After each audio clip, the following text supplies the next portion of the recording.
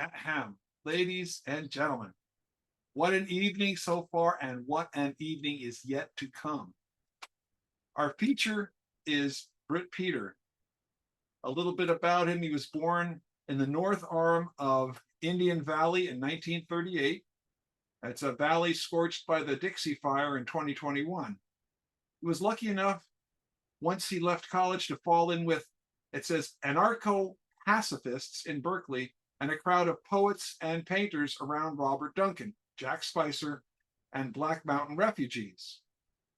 Work life got in the way for a few years: peace movement, shipyards, pickup jobs, and schools, but he still wanted to be a poet. It has been his good luck in recent years to be in touch with Mount Tamalpais through the window every morning, and with San Francisco Bay Area community of poets who sing out in small cafes and over Zoom around the universe. This man has a voice that I absolutely love. I adore it. It's grounded and it's intense, and it has, he names names, dates, and places. He brings us into history because he lived it and he knows it. And I very much enjoy the way he speaks about it and brings it into the reality of our immediate presence. So, without further ado, Britt Peter, I'm going to turn the mic over to you. Thank you. Thanks for the kind words. 4th of July, another leaflet. Yeah, the fireworks were lovely, seen through the fog, glancing off the bay, flicker reflections in the dark room. July 4th, a national holiday. You and I, us and the state, get a spanner to create a little separation. A spanner, a shim, a wedge, a crowbar, a jackhammer, a lightning bolt, to create a little gap of living space between the suffering individual of all stripes and the bloody state. Room to live and decide. Large parentheses. Oh, no, you don't. Not a blue flag with a clown's name. Not a hodad shitting in a congresswoman's office. But nonviolent, direct action, open politics, alternative life modes. Quaint, inclusive words linger in this stolen land. Life, liberty, and pursuit of happiness. July 4th, a national holiday. And now the themes. Decompose. What you talking about? Plants? Or old bodies decomposing into lesser parts? The advance of feebleness, no longer wanting to run a marathon or spend an afternoon in a sports stadium. Stumbling over a walker into a grave. Nah, no dark thoughts like that. You must mean raking the leaves and building a compost pile in a well-tended garden. Peas, melons, and the dread zucchini.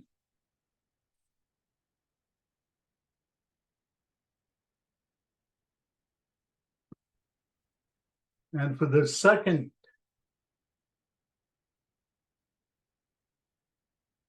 theme of the night, funky font. Did you know that urine was used to clean the ink balls in old print shops? Funky font scattered in typecase boxes, the Columbian press, the incredible mass of cast iron, its gold eagle and dancing shadow riding through a day's run.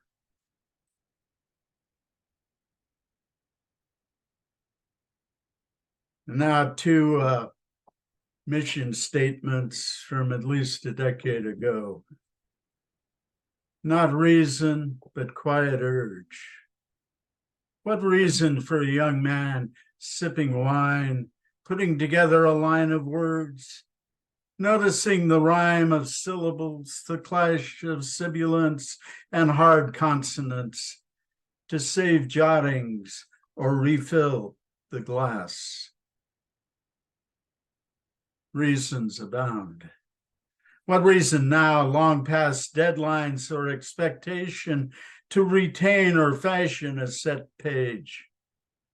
Reasons abound.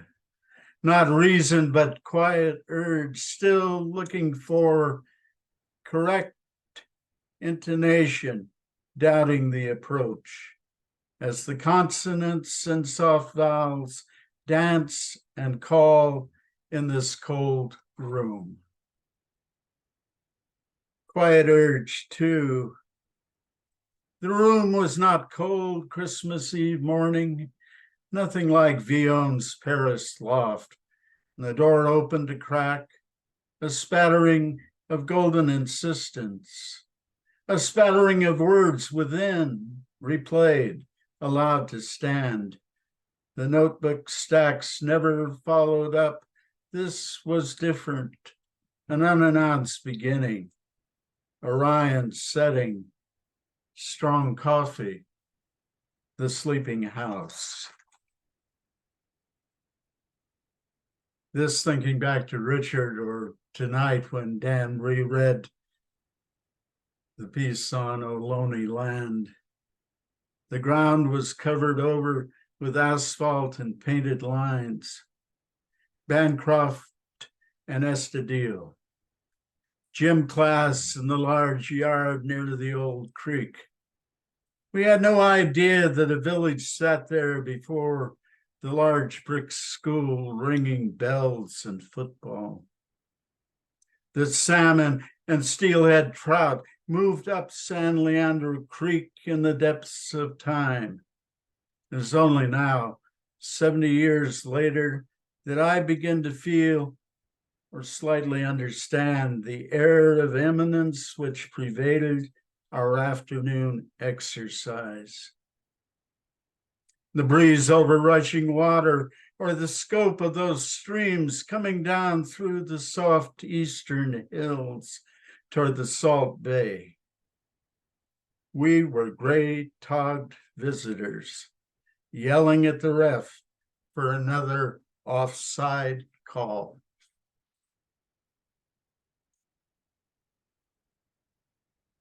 Here's another picture.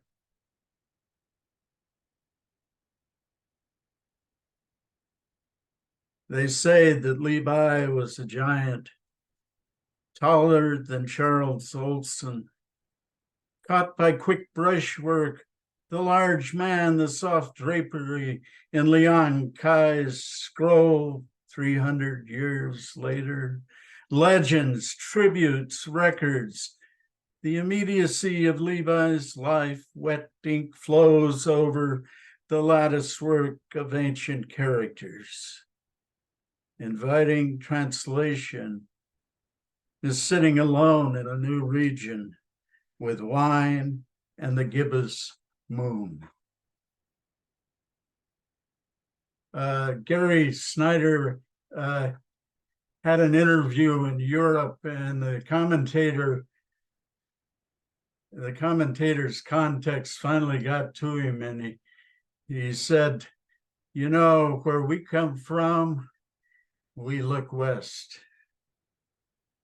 Visits.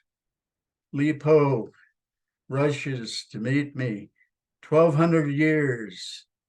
A toppling through various dimensions.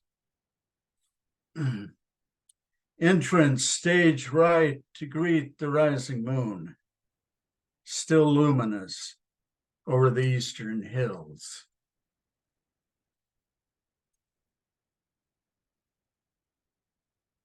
Letting go. The fractured day, the village of strangers. Levi alone, the soothing cup, the frail man, softens his discontent. 2. No clock on the wall, the quiet deck, the quick entry of the returning moon, the noise of his life behind him. 3, and this is only legend. Levi at one with the moon, the empty boat, the quiet lake. Levi, the traveling immortal, the banished immortal. Winter moon. Levi and Walt Whitman are sitting on the back deck viewing the winter moon. Their talk has gone on for hours about local weather conditions, about the economy of Leon Kai's sketches. They consider Lincoln's death and the song of marsh birds. They remember Arthur Dove, his eye, and the small paintings in his yacht, and their unstinting praise for Ryder's varnished moon. This moon rides above their heads, guided by the pace of evening conversation.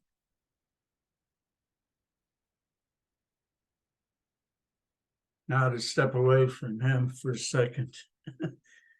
Among the 5 senses, and this is influenced by Whitman, among the 5 senses, the loving eye ultimately means acceptance. Whitman in the noisy street, the panorama, a wide acceptance. Tam, the bay, the grass in our yard, apricots in the high branches. The loving eye sends desire and wanting, the beauty of small hands, the aura of a nuanced voice. This is recent. Talking with Jeannie Lupton on a sunny afternoon. Her future plans modified, talking about poetry, about art, about music again. Always focused and supportive, her art, her craft within 5 lines. Her prized book, turning the page.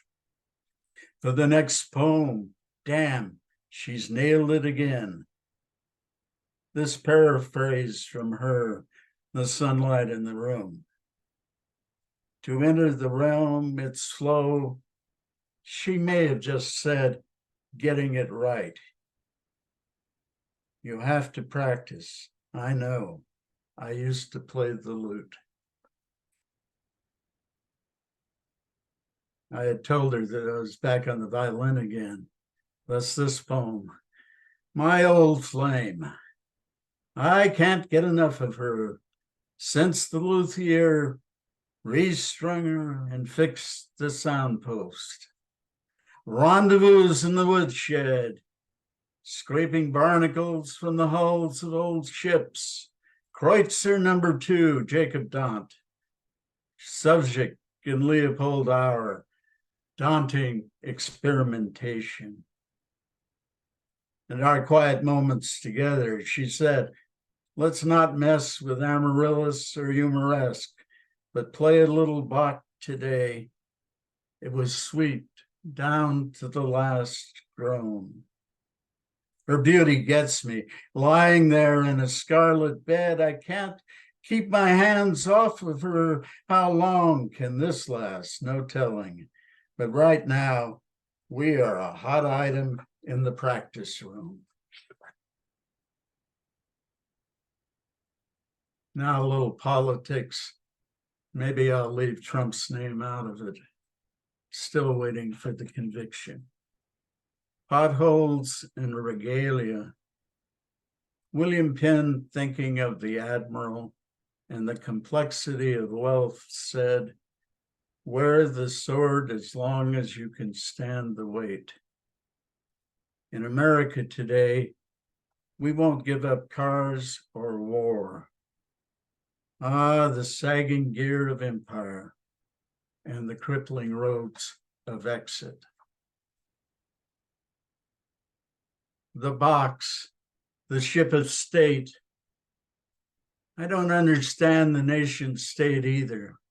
must have something to do with us and them, with insane mass anger, with shared genocide, with timid barnacles stuck to the hull.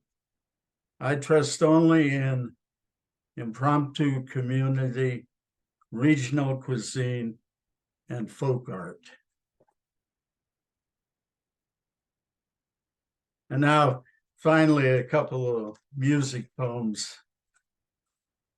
Music. Having listened to music from nearly day one, climbing out of the crib for it, the kid on the floor in front of a radio. Don't fence me in. Caissons rolling along. Not that, but hearing Figaro's gibberish in the Barber of Seville got me for life, attached, listening to music. An embarrassment of riches since then, the top of my head taken off by Kirk's penny whistle. Magda Oliveira's chiseled revenge in Tosca. All the Leonoras and Bill Haley's clock. Estelle Mamayansi's palette on the floor. Jean Lee's seagulls from the top of the world. Max Roach going on forever. Jimbo's Bop City early morning. Or staying awake last night for what seemed like hours, going over thousands of instances when some awesome artist brought pure delight to me through music. Skipa and Galakirchi's duets. Big Joe Turner's dishes, or high fits a mile away on a stage of yellow light in the eyes of a small boy. His Zapatiado, Oakland Auditorium Little Theater, 1944. Music, always opening doors into new space. Stravinsky, McCracken, Casota's Amneris at the Tomb. No ceilings, just to be opened by it, more alive. Yeah, man, far out, free tears. And finally, going out with the dance. Zapatiado, onomatopoeia, cool heads, heavy shoes, zapatos, dust rising from the ground, skirts in an uproar, Zapatiado, high fits on a bare stage, yellow light, dancing bow, soaring pizzicato, one of 6 encores, incredible velocity, to a small boy's amazement and wonder. Zapatiado, onomatopoeia. In the poem, I can dance and play the fiddle again. Zapatiado. That's it. You, ladies and gentlemen, wow. Wow. Yeah. Man. Woohoo! Wanted to get up and dance there at the end. Wow. Me too. Great I reading. read this to you. I wrote this while you were speaking, Britt. Certain poets at sacred grounds are the windlass through which the world turns. The truth sings. Britt is one of those. Yeah, Thank baby. you, brother. Thank you. Ah.